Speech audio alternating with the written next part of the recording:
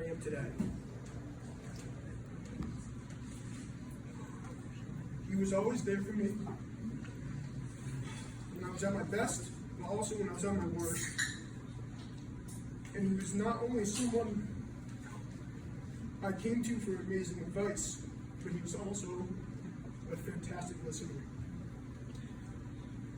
While he was one of the most important people in my life,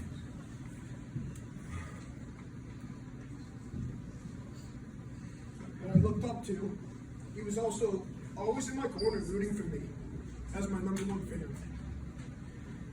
He had 75 years under his belt as a Mason, which is something that I will be joining hopefully within the next few years. That's one of the goals of mine, and that will be following after him and my Uncle Evan. 67 years of marriage to my grandmother. I absolutely love you. He helped build the family lake house in New Hampshire at Winnipesaukee, which I love and cherish deeply. World War II Navy veteran as a Seabee, 3 amazing children, 6 amazing grandchildren, and 3 amazing great-grandchildren. Leslie, I'm talking about you. My grandfather enjoyed reading in his chair at the lake house, which is where I had some of the most meaningful talks with him. My grandfather enjoyed exercising, walking, and riding his stationary bike, where he enjoyed his daily news programs and would shake his head half the time in disbelief. My grandfather liked to golf, and he did up to the age of 91 or 92. I was fortunate enough to have played with him and my grandmother and father a few times. He didn't always hit it long, but he hit it straight most of the time. He taught me to try to stay level-headed in golf, even though it's an extremely tough and mentally draining sport. Some of my favorite sayings that I cherish from my grandfather was, "My main man and not bad." My papa always called me his main man, and I will always carry that close to my heart because I always felt the same way about him.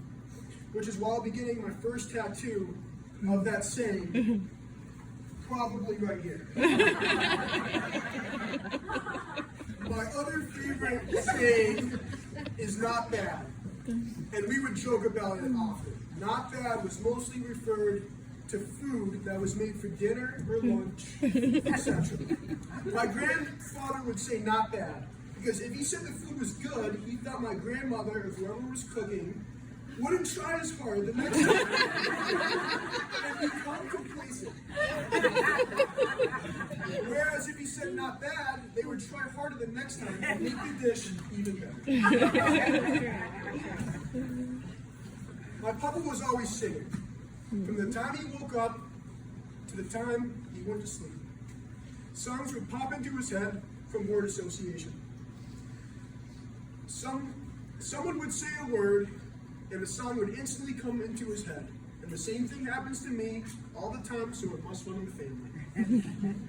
Everyone looked up to him. He made everyone smile, and he was always positive. As someone who never finished high school, he was one of the smartest men I have ever known, and he kept his mental soundness up until the day he passed away. He was someone anyone could come to talk for advice, and many people did. Picking his brain was always intriguing.